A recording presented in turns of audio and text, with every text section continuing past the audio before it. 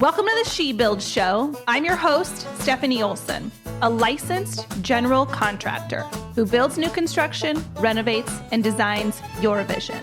Today, more than ever, we need raw, authentic women who are willing to rise above society's norms, break those glass ceilings, and encourage each other to boldly build the life we were meant to live. So, honey, what are you building? Hey, y'all. Welcome back to the She Builds Show. Today, I want to talk about self-care. This is an area I've been discovering for quite some time. How much is too much? Is it selfish? What's a good routine?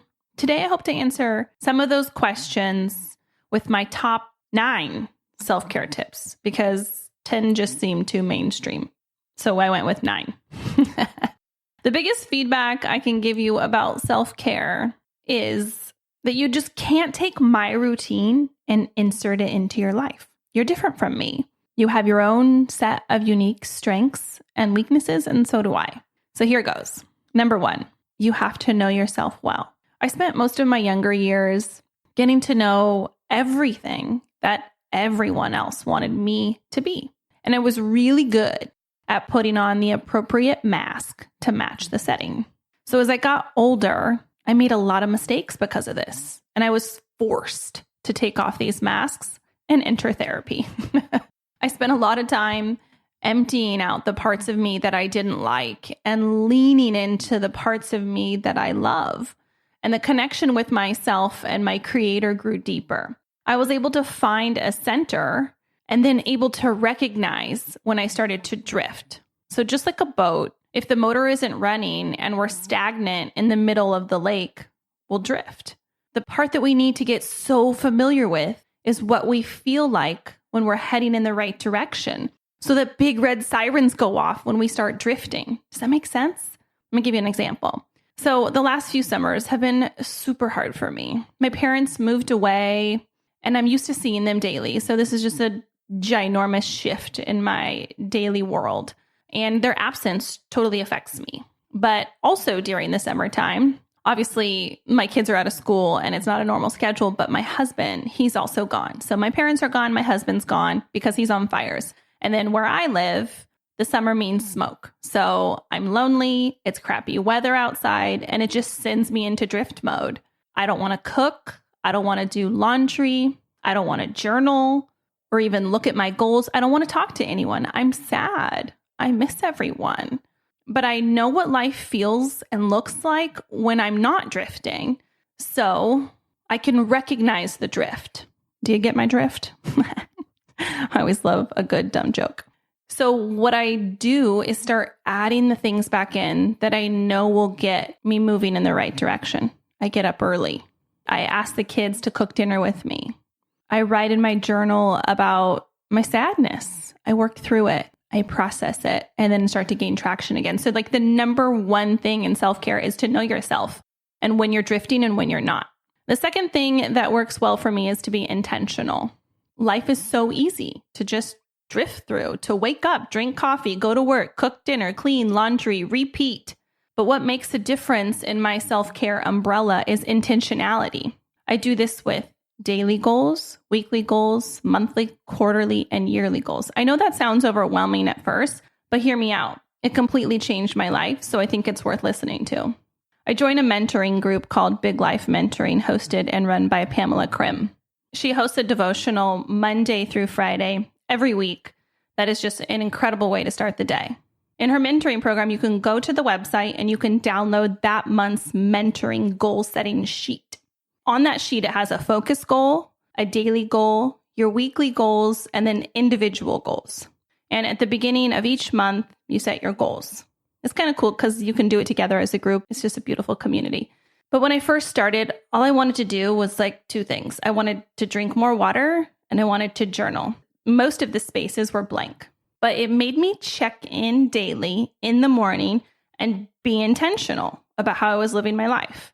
How was I going to go through this day? Was I going to be grouchy and cranky and overwhelmed?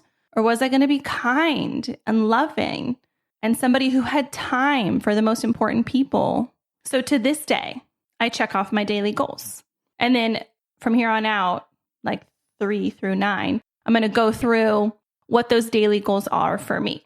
Also, side note, if you want to check out the program, the website's biglifehq.com. So number 3, on the top of my daily goals is journaling.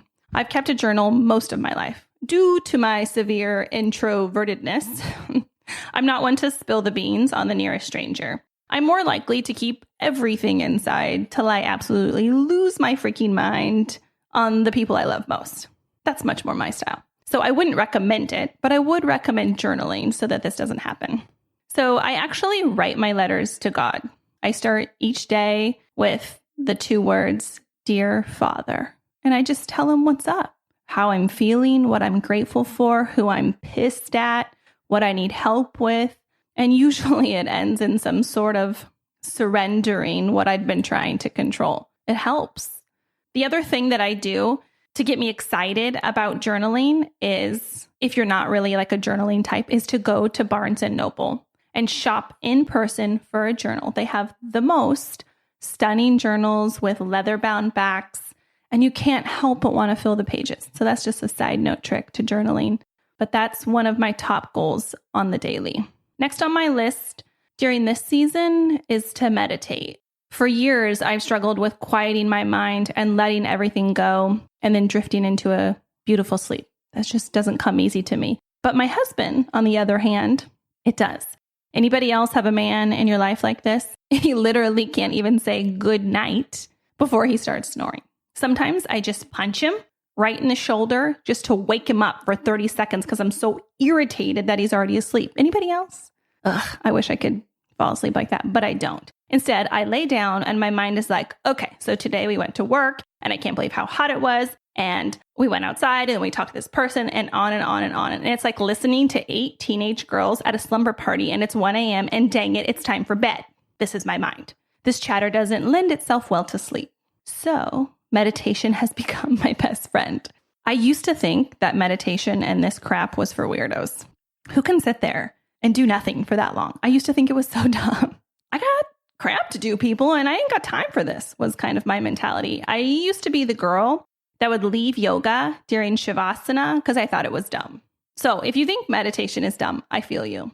But not sleeping and reverting to sleeping pills wasn't really the answer I was going to go after. So I started with the Calm app, spending at least 10 minutes in the morning or night just sitting up straight and breathing. And at first, my mind wanted to run wild all over the dang place. But after about 2-3 weeks, my body looked forward to it. My mind settles quickly now.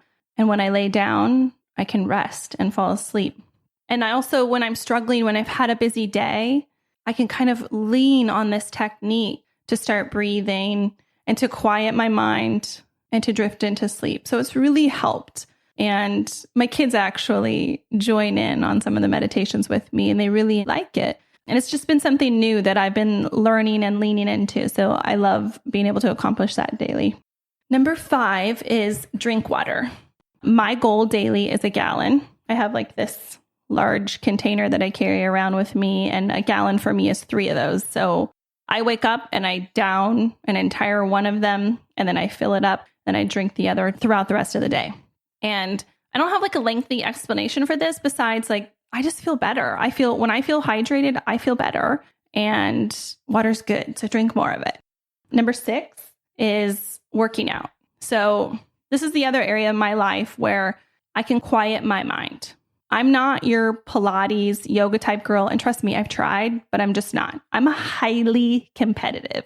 I am highly competitive and I need hard workouts that keep me in the moment in order for me to feel rejuvenated. So I swim masters. I ride my mountain bike. I ride my horse. I drench myself in sweat on the Peloton. I do HIIT workouts.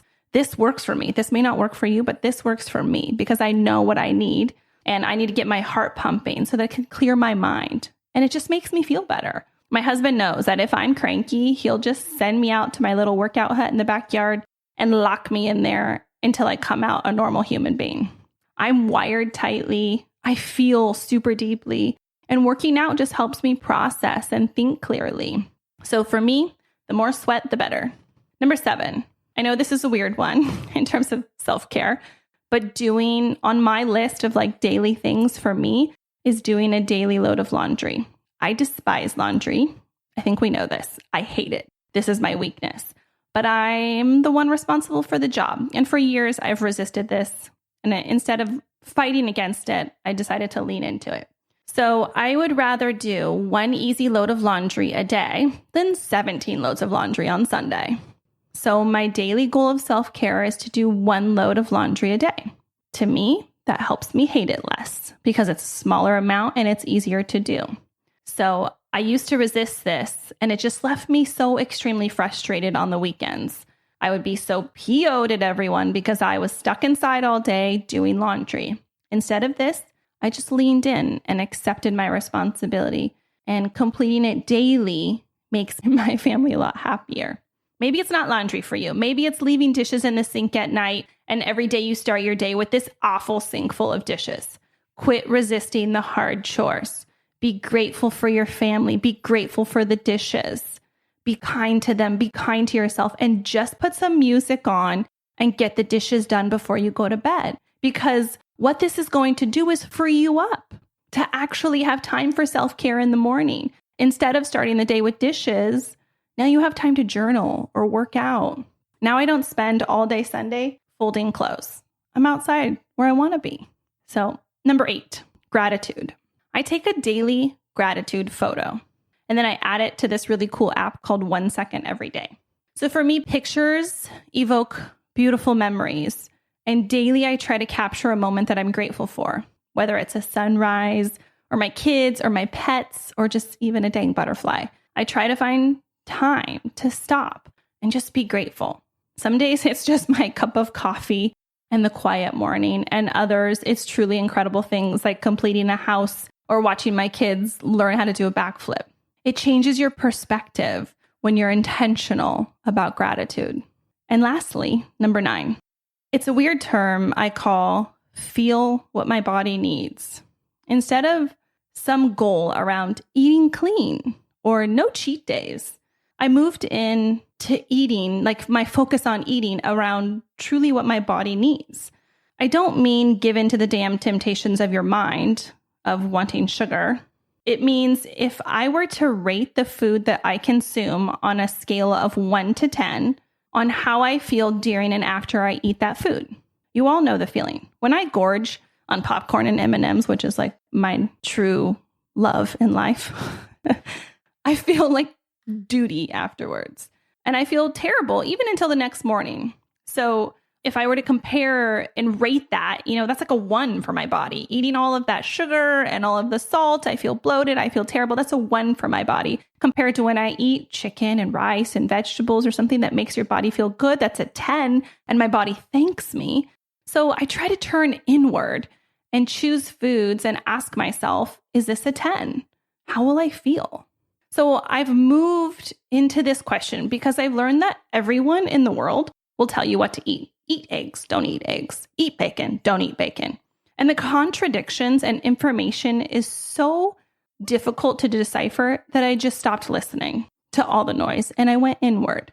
And every time I ask my body, no, not my crazy mind that wants popcorn and M&Ms 24/7, I ask my body, it will tell me what it needs. It's a cool concept and it's been working for me. So that's another one of my focuses this season on self-care. So I hope you enjoyed the top 9 self-care tips from the She Builds Show. Have a wonderful day. Thanks for joining me today on the She Builds Show. My name is Stefanie Olson. My hope is that this episode leaves you feeling empowered and ready to boldly take that step into building the life that you envision, 1 2x4 at a time. And if you can do me a quick favor, please leave me a 5-star review on iTunes. I get giddy over reading the reviews each week, and I will choose one special person to win some She Builds swag. Make sure you add your name to the review, and I'll reach out if you're the winner. Thanks again for hanging out. Be sure to visit me at theshebuildshow.com, where you can ask me questions and share with me what you're building.